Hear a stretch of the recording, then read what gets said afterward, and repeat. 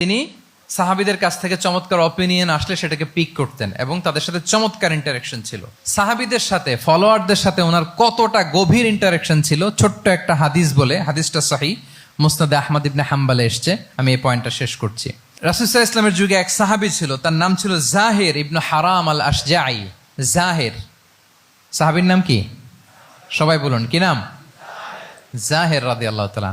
উনি মদিনায় থাকতেন না, উনি মরুপল্লীতে থাকতেন, মানে বেদুইন ছিলেন আর কি। মদিনা তো শহর, সিটি, উনি সিটিতে থাকতেন না, উনি থাকতেন মরুপল্লীতে।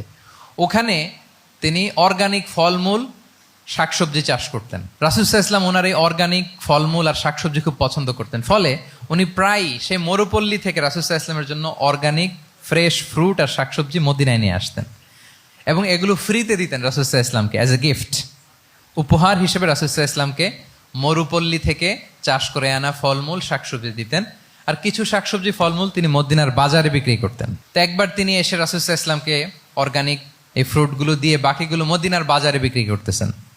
রাসূলুল্লাহ সাল্লাল্লাহু আলাইহি ওয়াসাল্লাম বাজার ভ্রমণে গেলেন, যে দেখে ওই তো জাহের, উনি আবার কানা রজুলান দামিমান, একটু কুৎসিত দেখতে, একটু খাটো কুৎসিত শ্যামবর্ণের ছিলেন। তো ওনাকে দেখেই রাসূল সাল্লাল্লাহু আলাইহি ওয়াসাল্লাম পিছন থেকে এরকম ঝাপটে ধরলেন। উনি তো দেখতে পারতেছেন না কে ধরলো। উনি বলে, মান হাদা আরসিলনি, এই ছাড়ো ছাড়ো, কে কে, এই কোন লোক আমারে ধরলো, ছাড়ো ছাড়ো করে অস্থির। যখন পিছনে ফিরে দেখে আল্লাহ রাসূল সাল্লাল্লাহু আলাইহি ওয়াসাল্লাম, এখন আর ছাড়াছাড়ি করে না, এখন ওনার পিঠটা রাসূল সাল্লাল্লাহু আলাইহি ওয়াসাল্লামের বুক মোবারকের দিকে আরো লাগাই দিচ্ছে এইভাবে। সুবহানাল্লাহ।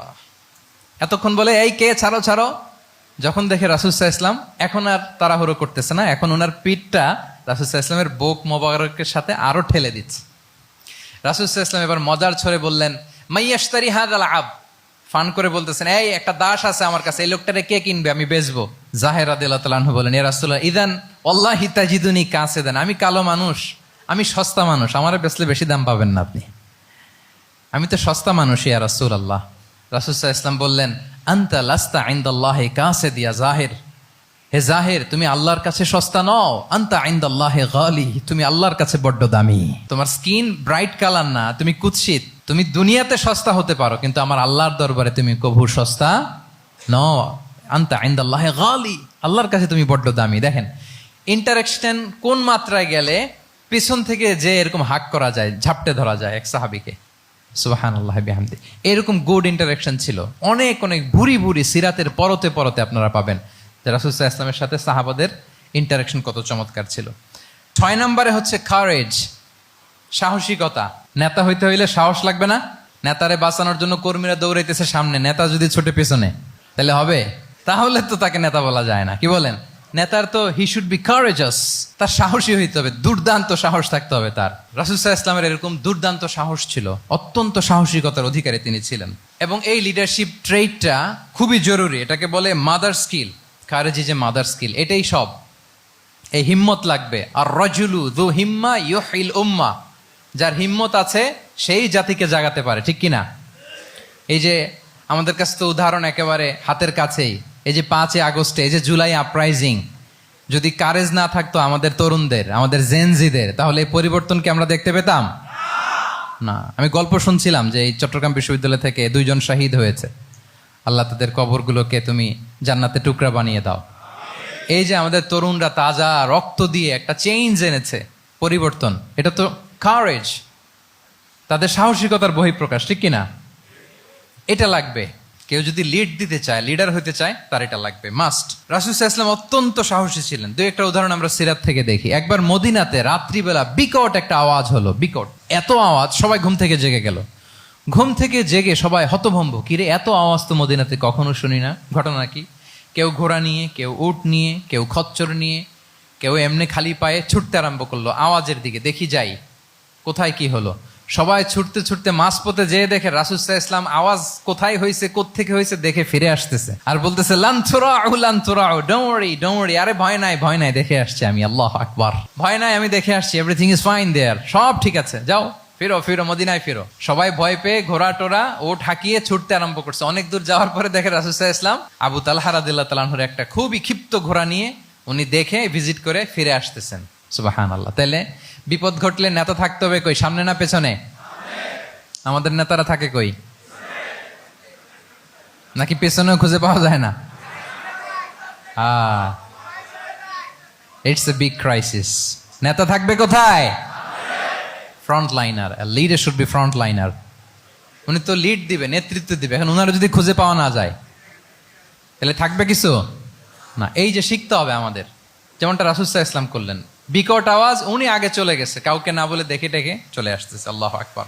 হুনাইনের যুদ্ধে এক পর্যায়ে মুসলমানরা পর্যদুস্ত হয়ে যাচ্ছিল, আপনারা অনেকে জানেন। To make the long story short, পুরো ঘটনাটা আমি আনবো না। সাহাবারা দিক বিদিক ছুটতে আরম্ভ করলো। পাহাড়ের উপর থেকে এমন প্রবল বেগে তীর ছোড়া হচ্ছিল, সাহাবারা টিকতে পারছিল না, কেউ এদিকে কেউ ওদিকে। রাসূল সাল্লাল্লাহু আলাইহি ওয়াসাল্লাম এই তীর তলোয়ারকে উপেক্ষা করে সামনে যেয়ে দাঁড়ালেন ঢালের মতো, আর বললেন, আনা নবিয়্যুল লা কাযিব আনা ইবনু আব্দুল মুত্তালিব। এই সাহাবারা, আনা নবিয়্যুল লা কাযিব, আমি সত্য নবী, আমার দিকে ফেরো। I am the grandson of Abdul Muttalib, আমি দাঁড়িয়ে আছি, ফেরো।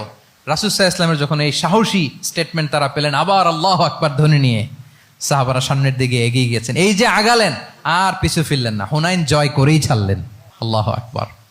তাহলে ইতিহাসের পরতে পরতে, সিরাতের পরতে পরতে আমরা দেখবো যে রাসূল সাল্লাল্লাহু আলাইহি ওয়াসাল্লাম হি ওয়াজ এ হাইলি কারেজাস, অনেক সাহসী একজন ব্যক্তিত্ব ছিলেন, অত্যন্ত সাহসী পুরুষ ছিলেন।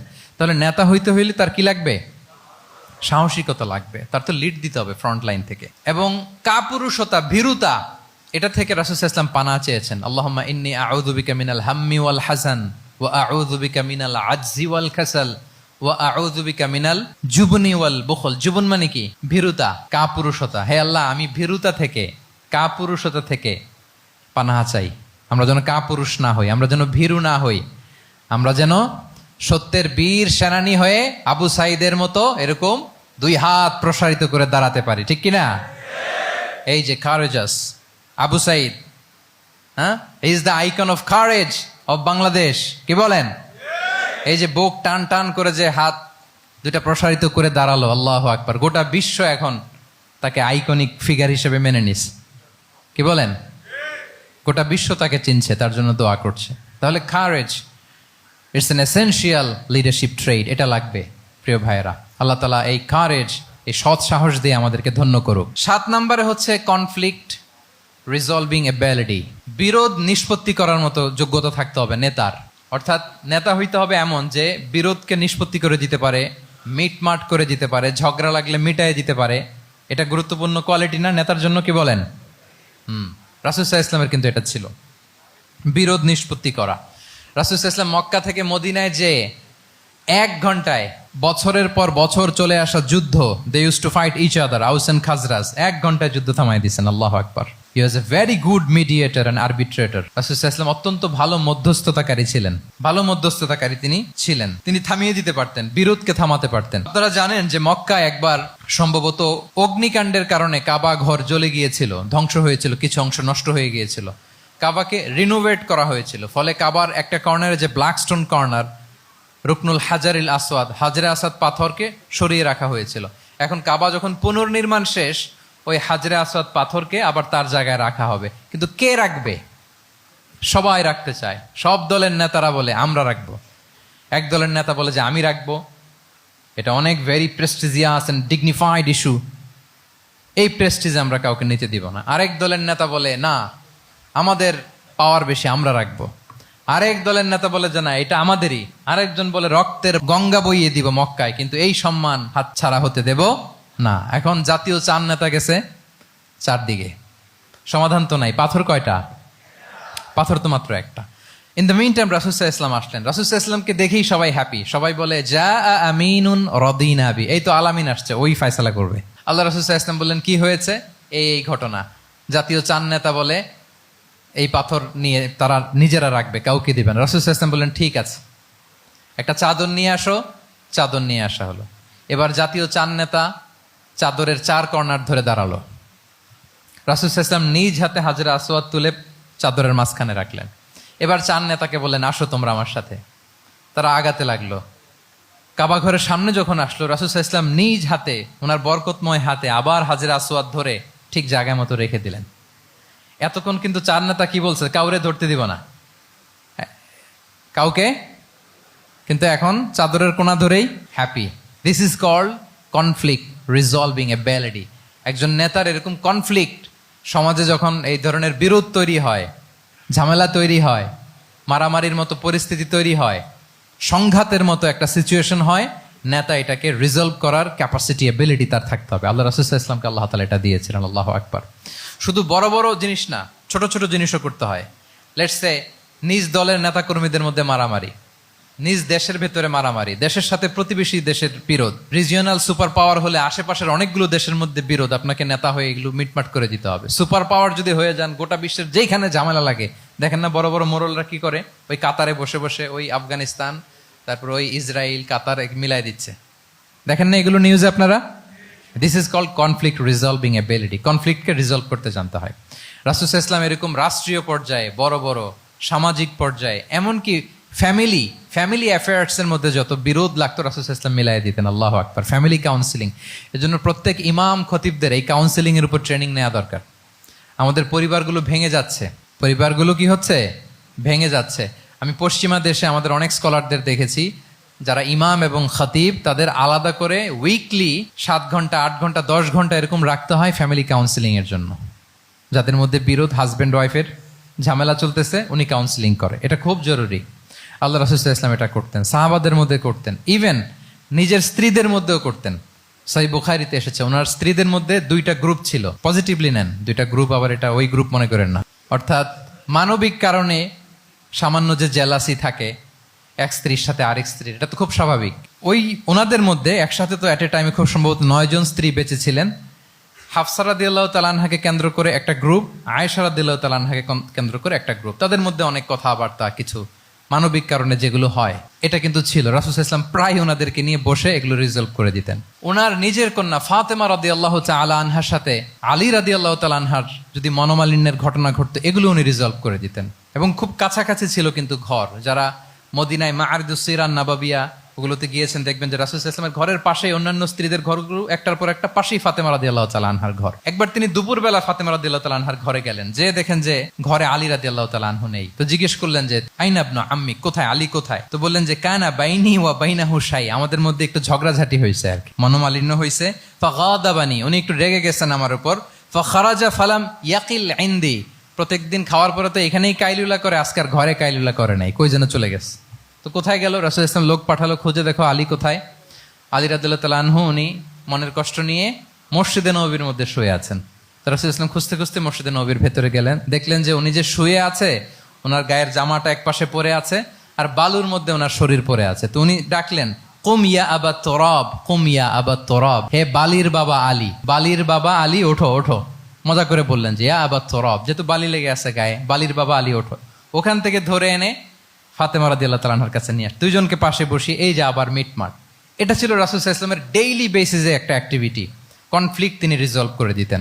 সহিহ বুখারীতে একটা অধ্যায় আছে, কিতাবুস সুলহি ফিল বুখারীতে আছে কিতাবুস সুলহ, এটার নাম, অধ্যায়টার নাম হচ্ছে কিতাবুস সুলহ, মানে মীমাংসা করে দেওয়ার অধ্যায়। একটা পরিচ্ছেদ আছে, পরিচ্ছেদের নাম হচ্ছে বাবু কওলিল ইমামি লি আসহাবিহি ইযহাবু বিনা নুসলিহ বাইনাহুম। রাসূল সাল্লাল্লাহু আলাইহি ওয়াসাল্লাম প্রায় বলতেন যে আমাকে নিয়ে যাও, আমি মিলাই দিব। ঝগড়া ঝাঁটি মারামারির কথা শুনলে রাসূল সাল্লাল্লাহু আলাইহি ওয়াসাল্লামের বিখ্যাত ডায়লগ এটা। উনি বলতেন, আরে ঝগড়া, ইযহাবু বিনা, আমি আছি, আমারে নিয়ে যাও, আমি মিলাই দিব। আমাকে নিয়ে যাও, আমি সংশোধন করে দিব। আল্লাহু আকবার।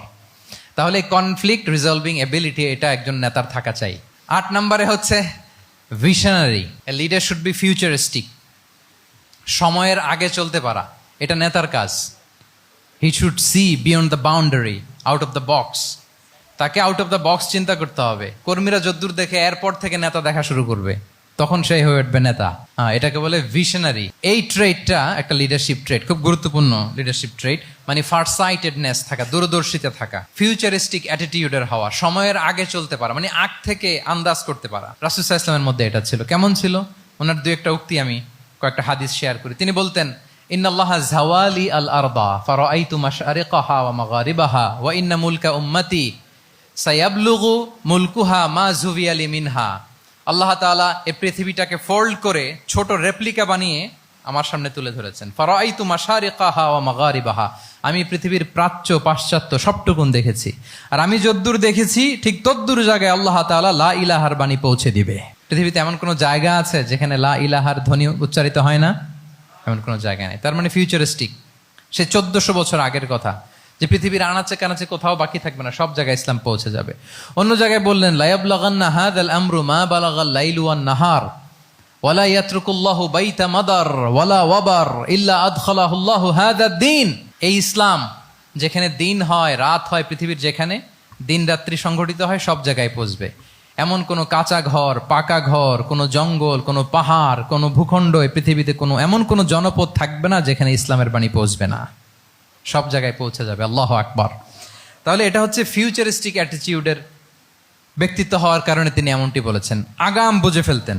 আপনারা হুদাইবিয়ার সন্ধির কথা জানেন না? হুদাইবিয়ার ট্রিটির কথা শুনেছেন না? 1400 সাহাবা গিয়েছিলেন ওমরা করতে, ওরা ওমরা করতে দিবে না, সন্ধি করো। তো কি সন্ধি? বলে যে রসুল্লাহ লেখা যাবে না, মোহাম্মদ রসুল্লাহ, নো রসুল্লাহ, রসুল্লাহ কাটো। সাহাবিরা বলে আমরা কাটতে পারবো না। রাসূল ইসলাম বললেন না না, কেটে ফেলো। কাটা হলো। এই বছর ওমরা করতে পারবো না, সাহাবারা বলে আমরা মানি না। রাসূল ইসলাম বললেন এটাও মেনে নাও। আগামী বছর আসবা ওমরা করতে, থাকতে পারবা মাত্র 3 দিন। কয়দিন? সাহাবিরা বলে অসম্ভব, এটা আমাদের ভূখণ্ড, আমরা যতদিন মনে চায় থাকবো। রাসূল ইসলাম বললেন না না, বাদশেদ না, মেনে নাও। মক্কা থেকে কোনো লোক মদিনায় গেলে আমাদেরকে মক্কায় ফেরত দিতে হবে, কিন্তু মদিনা থেকে কেউ মক্কায় আসলে আমরা ফেরত দেব না। দেখছেন ক্লজগুলো? দেখছেন একটার পর একটা, সবগুলো কাফিরদের পক্ষে যায়। কোনো সাহাবা রাজি হচ্ছেন না, কিন্তু আল্লাহ রাসূল সাল্লাল্লাহু আলাইহি ওয়াসাল্লাম কি বলেন? মেনে নাও, রাজি। কারণ সাহাবারা তো অতটুক দেখতে পারতেছে না। বলেন 3 তালা উপর থেকে, 3 তালা ভবন থেকে একজন মানুষ যদ্দূর দেখে, 30 তালা ভবনের উপর থেকে কি ওইরকমই দেখে? পানোরামিক ভিউ দেখে, সে অনেক বড় করে দেখে। আর 3 তালার উপর থেকেই সামান্য কিছু দেখে। রাসূল সাল্লাল্লাহু আলাইহি ওয়াসাল্লাম অনেক দূর দেখতে পাচ্ছিলেন। তিনি চিন্তা করলেন কিছু বছর যদি আমাদের মধ্যে দাঙ্গা হাঙ্গামা যুদ্ধ বন্ধ থাকে, আমরা গ্লোবালি ইসলামকে ছড়াই দিতে পারবো। শান্তভাবে মদিনাতে একটা স্ট্রং ইসলামিক কমিউনিটি আমরা তৈরি করতে পারবো। আল্লাহু আকবার। এবং তিনি দেখতে পাচ্ছিলেন ইন্না ফাতাহনা লাকা ফাতহাম মুবিনা। এই হুদাইবিয়ার এই চুক্তি, যেটা আদতে অ্যাপারেন্টলি মনে হচ্ছে সব আমাদের বিপক্ষে যায়, আসলে এইটাই আমাদেরকে ভূমি ধস জয় এনে দিবে। আল্লাহু আকবার। এবং সেটাই হয়েছে। 9 নাম্বার হচ্ছে রেজিলিয়েন্স। এটা একটা চমৎকার লিডারশিপ ট্রেট। রেজিলিয়েন্স মানে সংকট কাটিয়ে ঘুরে দাঁড়াবার সামর্থ্য, মানে যাকে কেউ থামাতে পারে না। আনস্টপেবল, আনস্টপেবল, কোনো কিছু তাকে থামাতে পারে না। লেগে থাকার মানসিকতা, টিকে থাকার মানসিকতা, সহজে হার না মানা, আবার ঘুরে দাঁড়ানো, এটার বলে রেজিলিয়েন্স। এই ক্যাপাসিটি, এই কোয়ালিটি রাসূল সাল্লাল্লাহু আলাইহি ওয়াসাল্লামের মধ্যে ছিল। হি ওয়াজ আনস্টপেবল, হ্যাভিং আনবিলিভেবল সাবর। কোনো কিছু রাসূল সাল্লাল্লাহু আলাইহি ওয়াসাল্লামকে থামাতে পারে নাই। পেরেছে? বলেন পেরেছে কেউ থামাতে? ছোটবেলা থেকে স্ট্রাগল করে, একটার পর একটা স্ট্রাগল ফেস করে বড় হয়েছেন। জন্মের আগেই তো ওনার পিতাকে আল্লাহ তাআলা উঠিয়ে নিলেন। তার মানে বাবাকে নিজ চোখে এই দুনিয়াতে আমাদের প্রিয় নবীজি দেখে যান নাই। আল্লাহ রাসূল সাল্লাল্লাহু আলাইহি ওয়াসাল্লাম ওনার বাবাকে, পিতাকে দেখছেন? দেখেন নাই। ওনাদের আমেনা এবং আব্দুল্লাহ, ওনাদের সংসার ছিল মাত্র সপ্তাহখানেক, 1 সপ্তাহ সংসার। এই সপ্তাহখানেকের সংসারেই আল্লাহ তাআলা রাসূল সাল্লাল্লাহু আলাইহি ওয়াসাল্লামকে ওনার মায়ের পেটে পাঠিয়েছেন। আব্দুল্লাহ চলে গেলেন ব্যবসায়, ফিরে আসার পথে ওখানেই মারা গেলেন, ইয়াসরিবে। তার মানে জন্মের আগেই বাবাকে হারালেন, ইয়াতিম হয়ে দুনিয়াতে আসলেন। এরপরে মাকে হারালেন, এরপরে দাদাকে হারালেন, এরপরে চাচাকে হারালেন। Physically, mentally torture, emotionally traumatise করার যত ধরন আছে কাফিররা করেছে, কোনো কিছু রাসূল সাল্লাল্লাহু আলাইহি ওয়াসাল্লামকে থামাতে পেরেছে? ওনার লাইফ থ্রেট ছিল। হিজরতের রাতে তো আল্লাহ তাআলা বললেন আজই যেতে হবে, না হলে হত্যার ষড়যন্ত্র হচ্ছে, ব্ল্যাক ম্যাজিক করা হয়েছে। রাসূল সাল্লাল্লাহু আলাইহি ওয়াসাল্লাম খাসির মাংস, খাসির যে বাজুর মাংস, এটা পছন্দ করতেন। খাইবারে এক ইহুদি নারী এই খাসির মাংসের মধ্যে বিষ মিশিয়ে, পয়জন দিয়ে রাসূল সাল্লাল্লাহু আলাইহি ওয়াসাল্লামকে খাইয়েছিল হত্যার জন্য, একটার পর একটা। বলেন রাসূল সাল্লাল্লাহু আলাইহি ওয়াসাল্লামের মিশন থেকে এক চুল পরিমাণ ওনাকে পেছনে নেওয়া গিয়েছে? He was unstoppable. This is called resilience. একজন নেতার মধ্যে এই রেজিলিয়েন্ট মানসিকতা থাকতে হবে যে আমাকে কেউ থামাইতে পারবে না, আমরা আমাদের মঞ্জিলে মকসুদে যাবই, এই মেন্টালিটির হইতে হবে। এটা হচ্ছে একটা লিডারশিপ ট্রেট, রেজিলিয়েন্ট। 10 নম্বরে হচ্ছে স্ট্র্যাটেজিক লিডারশিপ। নেতার কৌশলী হতে হয়। তার যে লক্ষ্য, মিশন, ভিশন, এটা সে সুকৌশলে আদায় করে নিবে। শুধু স্ট্র্যাটেজি নিয়ে, রাসূল সাল্লাল্লাহু আলাইহি ওয়াসাল্লামের স্ট্র্যাটেজি নিয়ে সুদীর্ঘ আলোচনা হতে পারে। আমি 2-1টা স্ট্র্যাটেজির কথা বলি, 2-1টা ওয়ার স্ট্র্যাটেজি। যুদ্ধের ময়দানে উনি কি স্ট্র্যাটেজি অবলম্বন করতেন দেখেন। উনি যুদ্ধের ডিস্ট্রাকশনকে, ক্যাজুয়ালিটি মিনিমাইজ করবার জন্য ওনার নির্দেশনা থাকতো, খবরদার কোনো নারীর গায়ে হাত তুলো না যুদ্ধের ময়দানে, শিশুর গায়ে হাত তুলো না, কোনো পাদ্রীর গায়ে হাত তুলো না, উপাসনারত যে সন্ন্যাসীরা আছে তাদের গায়ে হাত তুলো না, ওই এলাকার গবাদি পশুগুলোকে মেরো না, গাছপালা ধ্বংস করো না, যারা তোমাদের বিরুদ্ধে তলোয়ার ধরেনি তাদেরকে অ্যাটাক করো না। আল্লাহু আকবার, হোয়াট এ স্ট্র্যাটেজি। এবং যুদ্ধ চলাকালীন সময়ে সব সৈনিককে উনি এক জায়গায় মোতায়েন করতেন না, 5 ভাগে ভাগ করে নিতেন। ডান পাশে মাইমানা, বাম পাশে মাইসারা, সামনে হচ্ছে মুকাদ্দিমাতুল জাইশ, মাঝখানে কালব, পেছনে খালফ, এইভাবে 5টা ব্যাটালিয়নে ভাগ করে তারপরে তিনি যুদ্ধ পরিচালনা করতেন। What a war strategy. বদরের যুদ্ধে যখন পৌঁছলেন মদিনা থেকে 130 কিলোমিটার দূরে, দূরে আফসা দেখা যায়, মরিচিকার মধ্যে দেখা যায় ওই যে মুশরিকরা ওখানে আসছে, কিন্তু তারা কতজন এটা তো বোঝা যায় না। তো কিছু ছেলে এই মরুভূমিতে থাকে, ওদেরকে পানি সরবরাহ করে। এদেরকে রাসূল সাল্লাল্লাহু আলাইহি ওয়াসাল্লাম জিজ্ঞেস করলেন যে কুরাইশরা যে আসছে তারা সংখ্যায় কত, এটা না জানলে তো উনি ওনার ওয়ার স্ট্র্যাটেজি ঠিক করতে পারবেন না, যুদ্ধের কৌশল। তো এরা বলে নাহনু লা নাদরি, আমরা জানি না কত। এখন এটা কিভাবে তিনি বের করবেন, সংখ্যায় তারা কত, এটা তো আমাকে ফাইন্ড আউট করতে হবে। রাসূল সাল্লাল্লাহু আলাইহি ওয়াসাল্লাম বলেন যে ওরা কি খায়, বলে যে প্রতিদিন ওট জবাই করে খায়। তো রাসূল সাল্লাল্লাহু আলাইহি ওয়াসাল্লাম বলেন যে প্রতিদিন কয়টা ওট লাগে, বলে যে ইয়াউমান তিসআন ওই ইয়াউমান আশরান, 2 দিন হয়েছে আসছে, তো প্রথম দিন দেখলাম 9টা জবাই করছে, আজকে দেখছি 10টা জবাই করছে। রাসূল সাল্লাল্লাহু আলাইহি ওয়াসাল্লাম বললেন ইদান আল কওমু মা বাইনা আত-তিসআমিয়া ওয়াল আলফ, তাহলে ওরা 900 থেকে 1000-এর মধ্যে। সুবহানাল্লাহ। এবার বলেন বদরের যুদ্ধে কুরাইশদের সংখ্যা ছিল কত? আল্লাহু আকবার। What a war strategy. নমুনা দেখে বুঝে ফেলছেন কতজন তারা। এইভাবে রাসূল সাল্লাল্লাহু আলাইহি ওয়াসাল্লাম ওনার স্ট্র্যাটেজি নির্ধারণ করতেন। লোকেশন শেয়ার করতেন না। সুবহানাল্লাহ। কোথায় যাবেন বলতেন না, চলো চলো বলে ছুটতেছেন। কোথায় যাবেন উনি জানেন। অ্যাটাক করবেন এই দিকে, ডান দিকে। অ্যাটাক করবেন কোন দিকে? কিন্তু মদিনা থেকে বের হতেন বাম দিক দিয়ে। অ্যাটাক করবেন উত্তরে, মদিনা থেকে বের হতেন কোন দিক দিয়ে? দক্ষিণ দিক দিয়ে। যে রাতে হিজরত করবেন মদিনা উত্তর দিকে, উনি দক্ষিণ দিকে চলে গেছেন গারে সাউরে 3 দিন থেকে আগে, ওরা যাতে বুঝতে না পারে। সুবহানাল্লাহ। এটা ছিল রাসূল সাল্লাল্লাহু আলাইহি ওয়াসাল্লামের ওয়ার স্ট্র্যাটেজি। এবং সবাই যেই পথে মক্কা থেকে মদিনা যায় উনি কিন্তু ওই পথে যাননি। ক্যারাভেনগুলো, কাফেলাগুলো যেই পথে মক্কা থেকে মদিনায় ইউজুয়াল রুট যেটা, যাননি। সাওয়াহেলি পথে, সাগরের পাশ দিয়ে স্পেশাল একজন গাইড ভাড়া করে তিনি গিয়েছেন। আল্লাহু আকবার। This is called strategy. তাহলে স্ট্র্যাটেজিক লিডারশিপ লাগবে। একজন নেতার স্ট্র্যাটেজিক প্ল্যানিং ঠিক করা লাগবে, এটা তাকে সামনের দিকে আগাতে অনেক সহায়তা করবে। 11 নম্বর, প্র্যাকটিক্যাল উইজডম, অর্থাৎ প্রজ্ঞা থাকতে হবে। একজন নেতা যে ডিসিশনগুলো সে মেক করবে এটা প্রজ্ঞায় সুসজ্জিত হইতে হবে। আল্লাহ রাসূল সাল্লাল্লাহু আলাইহি ওয়া আলিহি ওয়াসাল্লামের যতগুলো সিদ্ধান্ত ছিল, কাজ ছিল, কোনোটাই প্রজ্ঞা থেকে খালি ছিল না, সবগুলো ছিল প্রজ্ঞায় সমৃদ্ধ।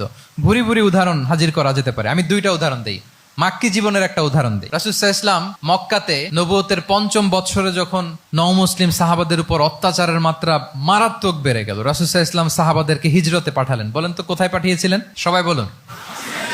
আবিসিনিয়াতে, বর্তমান ইথিওপিয়া, ইরিত্রিয়া, ওই এরিয়াতে আবিসিনিয়াতে তিনি পাঠালেন। বললেন যে দেয়ার ওয়াজ এ জাস্ট কিং আসহামা নেগাস, বললেন যে ওখানে আবিসিনিয়াতে যাও, ওখানে আসহামা নামে নাজ্জাশী একজন বাদশা আছে, খুব ভালো। তাদেরকে পাঠালেন নবুয়তের 5ম বৎসরে। যেতে লাগলো, এক এক সময় এক এক সাহাবী যায়, যে ওখানে বড় একটা বেস তৈরি হলো, মুসলিম কমিউনিটি তৈরি হলো। এরপর 13 বছর পরে মাক্কি 13 বছর, মাক্কি জিন্দেগির 13 বছর শেষ করে নবুয়তে রাসূল ইসলাম কোথায় চলে গেলেন? মদিনায়। মদিনায় যে রাসূল ইসলাম একটা ইসলামী স্টেট তিনি প্রতিষ্ঠা করলেন। 1ম হিজরি যায়, 2য় হিজরি যায়, একটার পর একটা যুদ্ধ যায়, মুসলিম কমিউনিটি বাড়ে, কমপ্লিট ইসলামিক স্টেট হয়ে যায়। কিন্তু ওই আবিসিনিয়া থেকে ওই গ্রুপ আর ফিরে না। নবুয়তের 5ম বৎসরে যে গ্রুপকে রাসূল সাল্লাল্লাহু আলাইহি ওয়াসাল্লাম জাফর ইবনে আবু তালেবের নেতৃত্বে আবিসিনিয়ায় পাঠিয়েছিলেন, তারা মদিনায় কোন হিজরিতে আসছে জানেন? এইটা যদি কেউ উত্তর দিতে পারে তাহলে বুঝবো he is very genius in সিরাত। 9ম, 7ম, মাশাআল্লাহ। কয়জন বলছে? এটা জানতেন কে কে? হাত তোলেন। মাশাআল্লাহ, অনেক জিনিয়াস আছে তো এখানে। হ্যাঁ, লটস অফ জিনিয়াস। মাশাআল্লাহ, মাশাআল্লাহ, তাবারাকাল্লাহ। জি, 7ম হিজরিতে এসেছিলেন জাফর ইবনে আবি তালেবের নেতৃত্বে। এখানে হিকমা, রাসূল সাল্লাল্লাহু আলাইহি ওয়াসাল্লামের উইজডমের ব্যাপারটা হচ্ছে রাসূল সাল্লাল্লাহু আলাইহি ওয়াসাল্লাম আছেন মদিনাতে, একের পর এক কোরআনের আয়াত নাজিল হচ্ছে, আহকামগুলো সাহাবারা প্র্যাকটিস করতেছে। মসজিদে নববী হলো, ইসলামিক স্টেট হলো, বদরের যুদ্ধ হলো, উহুদ হলো, খন্দক হয়ে গেল, সব হয়ে যায়। কিন্তু ওনারা ফিরেন না কেন? ওনারা ফিরলেন সেই 7ম হিজরিতে খায়বার বিজয়ের পরে। এবং যেদিন জাফর ইবনে আবি তালেব আবিসিনিয়া থেকে সবাইকে নিয়ে ফিরলেন, রাসূল ইসলাম এত খুশি হলেন, উনি বললেন বি আইয়িহিমা আনা লা আদরি বি আইয়িহিমা আনা আফরাহ বি ফাতহি খাইবার আও বি কুদুমি জাফর। আজকে কোনটাতে আমি বেশি হ্যাপি আমি জানি না, আমার ভাই জাফরকে পেয়ে নাকি খাইবার বিজয়ের কারণ? আমি কনফিউশনে পড়ে গেছি যে এইটাতে বেশি খুশি হইলাম নাকি ওইটাতে। এর কারণ হচ্ছে রাসূল সাল্লাল্লাহু আলাইহি ওয়াসাল্লাম অপেক্ষা করতেছিলেন যে মদিনা এই স্টেটটাকে আগে ইন্টারনাল এবং এক্সটার্নাল যত থ্রেট হতে পারে সবগুলো থেকে আগে সেফ জোন বানাতে হবে। এমনও হতে পারে মদিনা হাতছাড়া হয়ে যেতে পারে। মদিনা যদি হাতছাড়া হয়, মদিনা থেকেও যদি আমার হিজরত করা লাগে, আমি কই যাব? ওইটারে সেকেন্ড বেস, প্ল্যান বি হিসেবে রেখে দিছিলেন যে জাফর তুমি আইসো না, তুমি থাকো, নতুন নতুন যা আয়াত আসবে আমি সাহাবী দিয়ে এই বিধানগুলো পাঠাবো, ওখানে প্র্যাকটিস করতে থাকো, ইউল বি ফাইন দেয়ার, থাকো, আশা লাগবে না। থাকতে থাকতে সপ্তম হিজরি পর্যন্ত, খন্দকের যুদ্ধের মাধ্যমে যখন কুরাইশদের 20 দাঁত ভেঙে দেওয়া হলো, সপ্তম হিজরিতে যখন খাইবার দুর্গ বিজয় হয়ে গেল, now Islam came as a regional super power. রাসূল ইসলাম বুঝলেন আর ইন্টারনাল থ্রেটও নাই, এক্সটার্নাল থ্রেটও নাই, এবার আর কোনো টেনশন নাই। জাফর ইবনে আবি তালেবকে চিঠি পাঠালেন, তিনি বিশাল বাহিনী নিয়ে মুসলিমদেরকে নিয়ে তিনি ব্যাক করলেন মদিনাতে। আল্লাহু আকবার। This is call wisdom, practical wisdom. রাসূল সাল্লাল্লাহু আলাইহি ওয়াসাল্লামের এইভাবে এমন কোনো সিদ্ধান্ত নাই যেটার পেছনে প্রজ্ঞা ছিল না, প্রত্যেকটা সিদ্ধান্ত ছিল প্রজ্ঞায় সুসজ্জিত। আমরা যদি মদিনার একটা উইজডমের কথা খেয়াল করি, খুব সংক্ষেপে বলি, মদিনাতে আল্লাহ রাসূল সাল্লাল্লাহু আলাইহি ওয়া আলিহি ওয়াসাল্লাম, মদিনার সোসাইটিতে মুনাফিক কারা বলেন তো? এটা কি রাসূল সাল্লাল্লাহু আলাইহি ওয়াসাল্লাম জানতেন না? জানতেন কিনা বলেন? এই জানাটা কি ধারণা বেজ, মানে মনে হয় ও মুনাফিক এরকম, নাকি গাইডেড বাই ওয়াহি, গাইডেড বাই রেভেলেশন? স্বয়ং আল্লাহ তাআলা জানিয়ে দিয়েছেন। এরপরও কোনোদিন রাসূল সাল্লাল্লাহু আলাইহি ওয়াসাল্লাম মানুষের সামনে কাউকে মুনাফিক বলে পরিচয় করিয়ে দেন নাই। মদিনার সোসাইটিতে কেউ জানতো না, বুঝতে পারতো আচরণ মুনাফিকের মতো, কিন্তু রাসূল ইসলাম কখনো বলেন নাই যে ও মুনাফিক। কখনো বলছেন? বলেন নাই। চিন্তা করছেন? আমরা তো কথায় কথায় ফেসবুকে মন মতো না হইলে কি লিখি? বেসড অন অ্যাজাম্পশন, আমার মন মতো হয় নাই, ও মুনাফিক। কিন্তু ওহী দ্বারা সুনিশ্চিত হয়েও রাসূল সাল্লাল্লাহু আলাইহি ওয়াসাল্লাম কাউকে মুনাফিক বলে অ্যাড্রেস করেন নাই। আল্লাহু আকবার। কেন করেন নাই? মুসলিম সাহাবারা চটে যাবে, মুনাফিকদেরকে হত্যা করবে, তখন মুশরিকরা, কোরাইশরা, ইহুদিরা কি বলবে? যে মুহাম্মদের অনুসারীরা একে অন্যকে হত্যা করে। কারণ মুনাফিকরা তো অন্য সাহাবীদের মতো তারাও মসজিদে নববীতে এসে রাসূল সাল্লাল্লাহু আলাইহি ওয়াসাল্লামের পেছনে নামাজ পড়তো। অ্যাপারেন্টলি দেখতে তো তারাও মুমিন, দেখতে তারাও কি মুমিন। কখনো রাসূল সাল্লাল্লাহু আলাইহি ওয়াসাল্লাম বলেন না। তবে হুযায়ফা ইবনুল ইয়ামান রাদিয়াল্লাহু তাআলা আনহু নামে একজন সাহাবী, উনি মদিনার গোয়েন্দা বিভাগের প্রধান ছিলেন রাসূল সাল্লাল্লাহু আলাইহি ওয়াসাল্লামের। উনাকে বলে গিয়েছিলেন কারা কারা মুনাফিক, নামের লিস্টটা অ্যাজ এ রেফারেন্স শুধু ওনাকে বলেছিলেন, আর কাউকে বলেন নাই। এজন্য ওমরে ফারুক রাদিয়াল্লাহু তাআলা আনহু যখন মদিনার খলিফা, তখন তিনি কেউ মারা গেলে ওনাকে যখন জানাজার ইমামতির জন্য বলা হতো, উনি দেখতেন যে ওই জানাজায় হুযায়ফা গিয়েছে কিনা। যদি হুযায়ফা ইবনুল ইয়ামান ওখানে যেতেন, উনি ওই নামাজের ইমামতি করতেন। আর যদি দেখতেন ওইখানে হুযায়ফা নাই, ওইখানে ওমরও নাই রাদিয়াল্লাহু তাআলা আনহু, আল্লাহু আকবার, তিনি কৌশলে পাশ কাটিয়ে বলতেন অন্য কেউ এই নামাজের ইমামতি করে দাও, আমি যাব না। আল্লাহু আকবার। তাহলে রাসূল সাল্লাল্লাহু আলাইহি ওয়াসাল্লামের উইজডম দেখেন, তিনি কমিউনিটির মধ্যে ইউনিটি ধরে রাখার জন্য কখনো মুনাফিকদের নাম বাই নেম তাদেরকে চিনতেন, কখনো ডিসক্লোজ করেন নাই। আল্লাহু আকবার। This is called wisdom. 12 নম্বর হচ্ছে, লাস্ট পয়েন্ট হচ্ছে সাকসেশন ম্যানেজমেন্ট।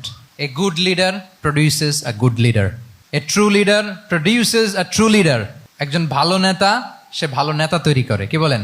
একজন যোগ্য নেতা আরো যোগ্য উত্তরসূরি তৈরি করে, ঠিক কিনা বলেন? আমি শুধু নেতা, নেতৃত্বের সব গুণ আমার মধ্যে খালি হাবুডুবু খায়, আমি কাউরে নেতা বানাইতে পারলাম না, তো আমি চলে যাওয়ার পরে আমার দল চালাবে কে? আমার দেশ চালাবে কে? এই উম্মাহকে নেতৃত্ব দিবে কে? রাসূল সাল্লাল্লাহু আলাইহি ওয়াসাল্লাম নিজে যেমনি অনুসরণীয় নেতা ছিলেন, অনুকরণীয় নেতৃত্ব দিয়েছেন, তিনি এরকম নেতৃত্ব তৈরিও করে গিয়েছেন, ঠিক কিনা বলেন? আল খোলাফা আর রশিদিন আল মাহদিন, তাদের কথা যদি খেয়াল করেন, আবু বকর রাদিয়াল্লাহু তাআলা আনহুর ব্যাপারে তো ওনার প্রচ্ছন্ন কিছু ইঙ্গিতও ছিল। ওনার অবর্তমানে নামাজ পড়িয়েছে কে মসজিদে নববীতে? আবু বকর রাদিয়াল্লাহু তাআলা আনহু। ওনার হজ পালনের আগে হজের জন্য পাঠিয়েছিলেন কাকে? নবম হিজরিতে আবু বকর রাদিয়াল্লাহু তাআলা। এগুলো ছিল প্রচ্ছন্ন ইঙ্গিত। এবং সাকিফায়ে বনু সাঈদাতে ওমরে ফারুক বললেন যে আপনাকেই আমরা নেতা মানি, সবাই এক বাক্যে মেনে নিল। আজও ওই জায়গাটা মসজিদে নববীর এক পাশে সাকিফায়ে বনু সাঈদার বড় সাইনবোর্ড আছে, ওখানে বিকেলবেলা আনসারী সাহাবারা বসে গল্প করতেন। ওই জায়গাতে আবু বকর রাদিয়াল্লাহু তাআলা আনহুর খলিফা নির্বাচনের ব্যাপারটা ঘটেছিল। উনি ওসিয়ত করে গিয়েছিলেন ওমরে ফারুক রাদিয়াল্লাহু তাআলা আনহু খলিফা হবেন। ওমরে ফারুককে যখন অ্যাসাসিনেশন করা হলো, উনি একটা প্যানেল করে দিয়ে গেলেন, সেখান থেকে ওসমান রাদিয়াল্লাহু তাআলা আনহু হলেন। ওসমান রাদিয়াল্লাহু তাআলা আনহুর হত্যা পরবর্তী উদ্ভূত পরিস্থিতিতে আলী রাদিয়াল্লাহু তাআলা আনহু হলেন। একজনের চেয়ে আরেকজন শ্রেষ্ঠ, একজনের চাইতে আরেকজনের মানাকে অসাধারণ, অসাধারণ। এই যে নেতৃত্ব রাসূল সাল্লাল্লাহু আলাইহি ওয়াসাল্লাম এটা জীবদ্দশায় তৈরি করেছেন। যার যেখানে ক্যাপাসিটি দেখেছেন তাকে ওই দিকে উদ্বুদ্ধ করেছেন। যার মধ্যে যুদ্ধের ব্যাপারে জ্ঞান দেখেছেন তাকে যুদ্ধের সেনাপতি বানিয়েছেন। Khalid bin Walid chief of the Muslim military, মুসলিম বাহিনীর সেনাপ্রধান ছিলেন কে? খালিদ বিন ওয়ালিদ। ওনার দিয়ে কখনো কবিতা লিখতে পাঠাইছেন রাসূল সাল্লাল্লাহু আলাইহি ওয়াসাল্লাম? কিন্তু হাসান বিন সাবিতকে দিয়ে কি করছেন? শুধু কি কবিতা লেখানো, ওনার মিম্বরের পাশে মসজিদে নববীতে আরেকটা মিম্বর বানায় দিয়েছেন, স্টেজ, যে তুমি এখানে দাঁড়িয়ে এমন জ্বালাময়ী কবিতা লিখবে যেন গুজবাম হয় মুসলমানদের, জেহাদের ময়দানের জন্য ঝাঁপিয়ে পড়ে। তাহলে খালিদ বিন ওয়ালিদকে দিয়ে এক কাজ করিয়েছেন, হাসান বিন সাবিতকে দিয়ে আরেক কাজ করিয়েছেন। মুআয ইবনে জাবাল রাদিয়াল্লাহু তাআলা আনহু প্রশাসনিক কার্যক্রম ভালো বুঝতেন। মদিনা রাষ্ট্রের সবচাইতে বড় সিনিয়র আমলা ছিলেন মুআয ইবনে জাবাল, ইয়ামানের গভর্নর করে পাঠিয়েছেন। ওনার এটাতে যোগ্যতা ছিল, যার যেখানে তিনি প্রতিভা দেখেছেন ইসলামের কল্যাণে, রাসূল সাল্লাল্লাহু আলাইহি ওয়াসাল্লাম ওই প্রতিভাগুলোকে কাজে লাগিয়েছেন। এইভাবে ওনার সাকসেশন ম্যানেজমেন্টকে উনি গড়ে তুলেছেন। ফলে ওনার পরবর্তীতে বছরের পর বছর ইসলামী নেতৃত্বের হাল ধরতে মুসলিম উম্মার বেগ পেতে হয় নাই, ঠিক কিনা বলেন? তাহলে এ good leader, a true leader produces A good leader. একজন সফল নেতা সে এরকম আরো অনেক সফল নেতৃত্ব তৈরি করে যায়, তাহলেই তার নেতৃত্ব সামনের দিকে আগাতে থাকে। 12টা জিজ্ঞেস করলে বলা যাবে? হ্যাঁ, নোট করে রাখছেন বোধহয় না? খুব খুশি হয়েছে আমি, মাশাআল্লাহ। শ্রোতা যদি ভালো হয়, শ্রোতা যদি দেখি যে না আমার সাথে সাথে মাথা নাড়ায়, রেসপন্স করে, উত্তর দেয়, তখন কথা বলতেও ভালো লাগে। মানে এত গরমের মধ্যে, এত কষ্টে, অল আর সোয়েটিং, বাট এত মনোযোগের সাথে আপনারা শুনেছেন। আল্লাহ তাআলা আপনাদেরকে কবুল করুক। যুগ উপযোগী নেতৃত্ব তৈরি করবার জন্য রাসূল সাল্লাল্লাহু আলাইহি ওয়াসাল্লামের এই যে লিডারশিপ ট্রেট, লিডারশিপ ফিচার্স, লিডারশিপ কোয়ালিটি, ওনার যে নেতৃত্বের ধরন আমরা জানলাম, এগুলো থেকে আমাদের অনেক শেখার আছে, অনেক নেয়ার আছে। আমরা চাইবো আমাদের আগামী নেতৃত্ব আল্লাহ রাসূল সাল্লাল্লাহু আলাইহি ওয়াসাল্লামের এই লিডারশিপ ট্রেট থেকে উপকৃত হবে। তারা এগুলো স্টাডি করবে, এখান থেকে তারা তাদের নিজেদের নেতৃত্বকে সাজাবে। আল্লাহ তাআলা আমাদের সবাইকে কথাগুলো বোঝা আর আমল করার তৌফিক দান করুক। আমি আবারও মিনার চট্টগ্রাম বিশ্ববিদ্যালয়কে অন্তরের অন্তঃস্থল থেকে শুভেচ্ছা জানাই এরকম চমৎকার প্রোগ্রামের আয়োজন করবার জন্য। ইউনিভার্সিটি অথরিটিকে আমি শুভেচ্ছা জানাই এবং আমার মাথার তাজ সম্মানিত শিক্ষক মণ্ডলীকে শুভেচ্ছা জানাই এবং প্রিয় শিক্ষার্থী বন্ধুদেরকে আবারও প্রাণঢাল অভিনন্দন জানিয়ে রাসূল সাল্লাল্লাহু আলাইহি ওয়াসাল্লামের নেতৃত্বের উপর প্রফিটিক লিডারশিপ টপিকে এই আলোচনা আমি এখানেই শেষ করছি। হাযা মা ইনদি ওয়াল ইলমু ইনদাল্লাহি আলাইহি তাওয়াক্কালতু ওয়া ইলাইহি উনীব। ওয়াসসালামু আলাইকুম ওয়া রাহমাতুল্লাহি ওয়া বারাকাতুহু।